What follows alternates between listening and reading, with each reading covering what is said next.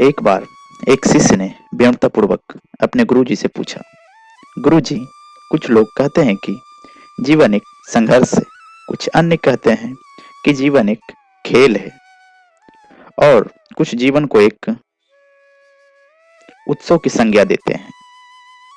इनमें कौन सही है? गुरुजी ने तत्काल बड़े ही धैर्यपूर्वक उत्तर दिया,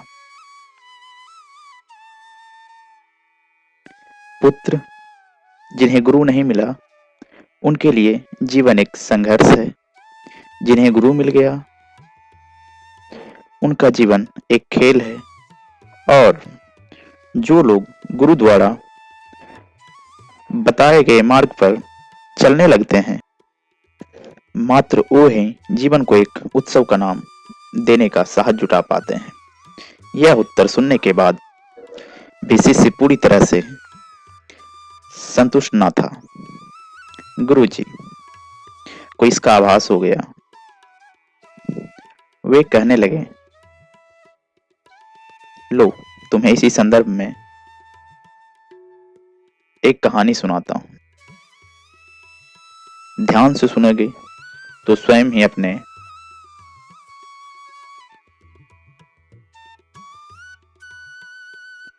प्रश्न का उत्तर पा सकोगे। उन्होंने जो कहानी सुनाई वह इस प्रकार थी।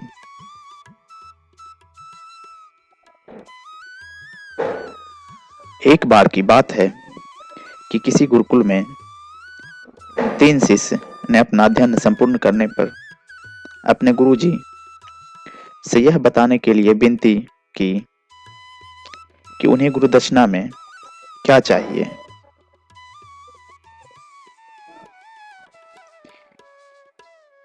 गुरुजी पहले तो मंद मंद मुस्काए और फिर बड़े स्नेहपूर्वक कहने लगे, मुझे तुमसे गुरु दक्षिणा में एक थैला भरकर सूखी पत्तियां चाहिए, ला सकोगे? वे तीनों मन ही मन बहुत प्रसन्न हुए, क्योंकि उन्हें लगा कि वे बड़ी आसानी से अपने गुरुजी की इच्छा पूरी कर सकेंगे।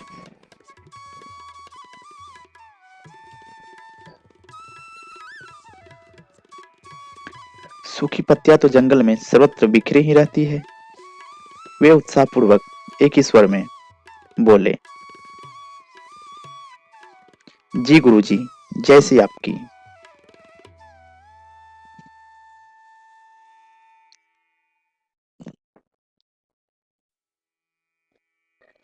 अब वे तीनों शिष्य चलते चलते एक समीपस्थ जंगल में पहुंच चुके थे।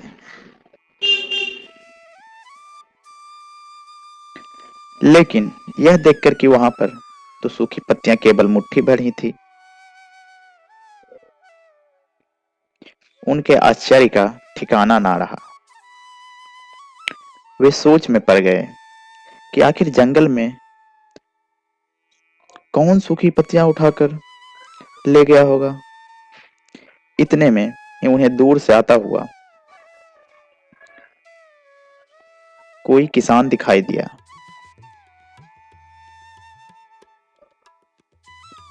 वे उसके पास पहुंचकर उससे विनम्रतापूर्वक याचना करने लगे कि वह उन्हें केवल एक थैला भर सूखी पत्तियां दे दे।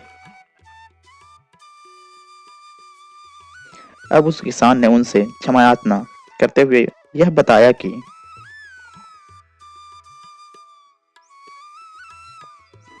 वह उनकी मदद नहीं कर सकता, क्योंकि उसने सूखी पत्तियां का ईंधन के रूप में पहले ही उपयोग कर लिया था। अब वे तीनों शिष्य पास में ही बसे एक गांव की ओर इस आशा से बढ़ने लगे थे कि हो सकता है वहां उस गांव में उनकी कोई सहायता कर सके। वहां पहुंचकर जब उन्होंने देखा, एक व्यापारी को देखा, तो बड़ी उम्मीद से उससे एक थैला भर सूखी पत्तियां देने के लिए प्रार्थना करने लगे। लेकिन उन्हें फिर से एक बार निराशा ही हाथ आई, क्योंकि उस व्यापारी ने तो पहले ही कुछ पैसे कमाने के लिए सूखी पत्तियों के दोने बनाकर बेच दिए थे। लेकिन उस व्यापारी ने उदारता दिखाते हुए उन्हें एक बूढ़ी माँ का पता बताया जो सूखी पत्तियां एकत्रित किया करती थी।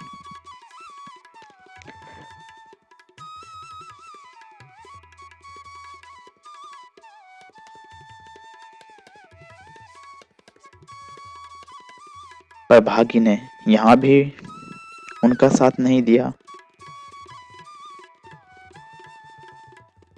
क्योंकि वह बूढ़ी माँ तो उन पत्तियों को अलग अलग करके कई प्रकार की औषधियां बनाया करती थी। अब निराश होकर वे तीनों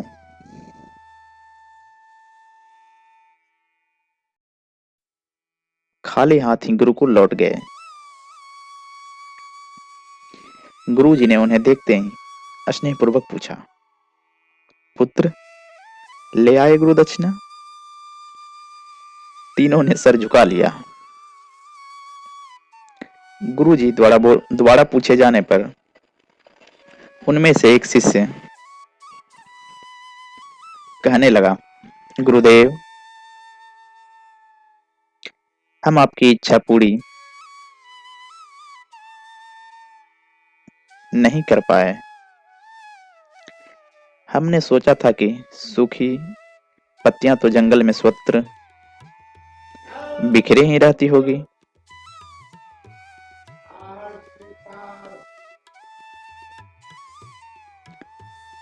लेकिन बड़े ही आश्चर्य की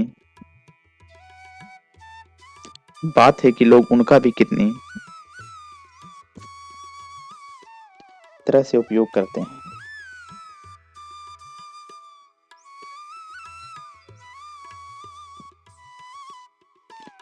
गुरुजी फिर पहले की तरह मुस्कुराते हुए प्रेम पूर्वक बोले, निराश क्यों होते हो? प्रसन्न हो जाओ। और यही ज्ञान की सूखी पत्तियां भी व्यर्थ नहीं हुआ करती,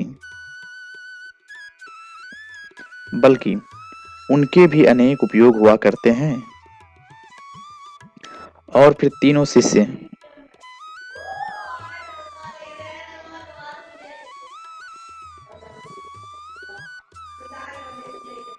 गुरुजी को प्रणाम करके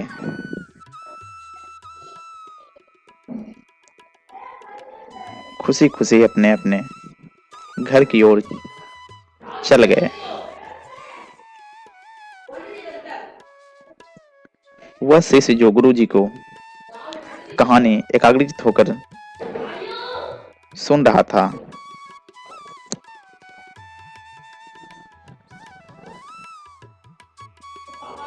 अचानक बड़े उत्साह से बोला, गुरुजी, अब मुझे अति अच्छी तरह से ज्ञात हो गया है कि आप क्या कहना चाहते हैं। आपका संकेत वस्तुतः इसी ओर है ना कि जब स्वत्र सुलभ सूखी पत्तियां भी निरर्थक या बेकार नहीं होती, तो फिर हम कैसे किसी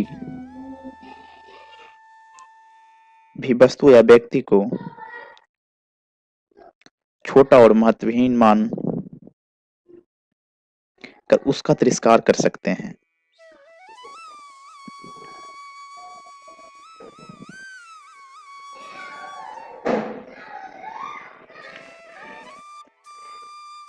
चींटी से लेकर हाथी तक और सुई से लेकर तलवार तक सभी का अपना अपना महत्व होता है।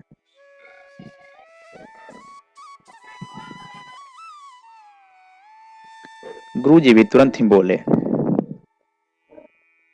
हाँ पुत्र, मेरे कहने का भी यही तात्पर्य है।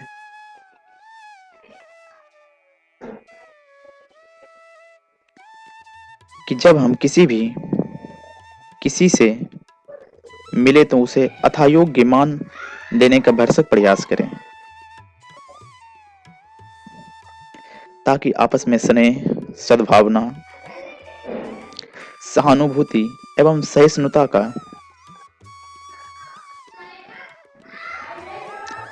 विस्तार होता रहे और हमारा जीवन संघर्ष के बजाय उत्सव बन सके।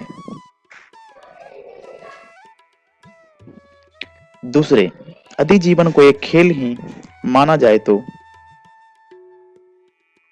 बेहतर यही होगा कि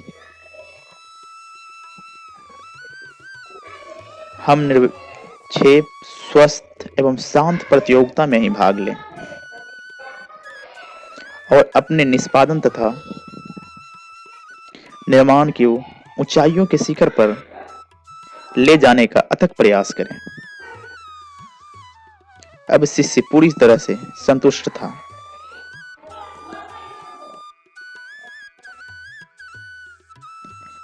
अंततः मैं यही कहना चाहता हूं कि यदि हम मन, वचन और कर्म, इन तीनों ही स्तरों पर इस कहानी का मूल्यांकन करें तो भी यह कहानी खरी ही उतरेगी।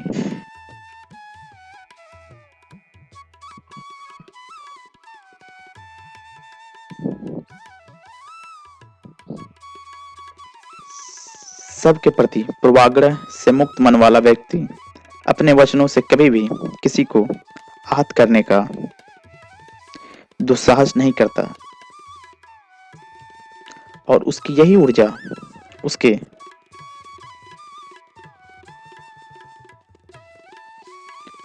पुरुषार्थ के मार्ग की समस्त बाधाओं को हर लेती है।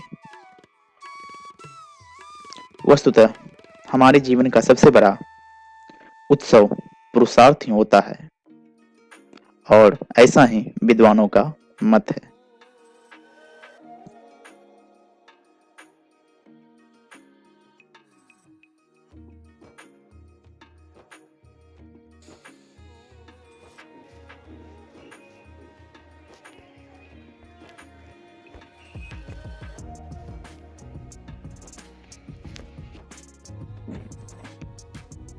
तो हेलो मेरे साथियों, आपने यह कहानी सुनी, आपको यह कहानी कैसी लगी कमेंट में जरूर बताएं। और साथ ही अगर आपको यह कहानी अच्छी लगी है तो वीडियो को जरूर लाइक करें और आगे इसी तरह की कहानियां सुनने के लिए चैनल को सब्सक्राइब भी करें। धन्यवाद। सुप्रभात।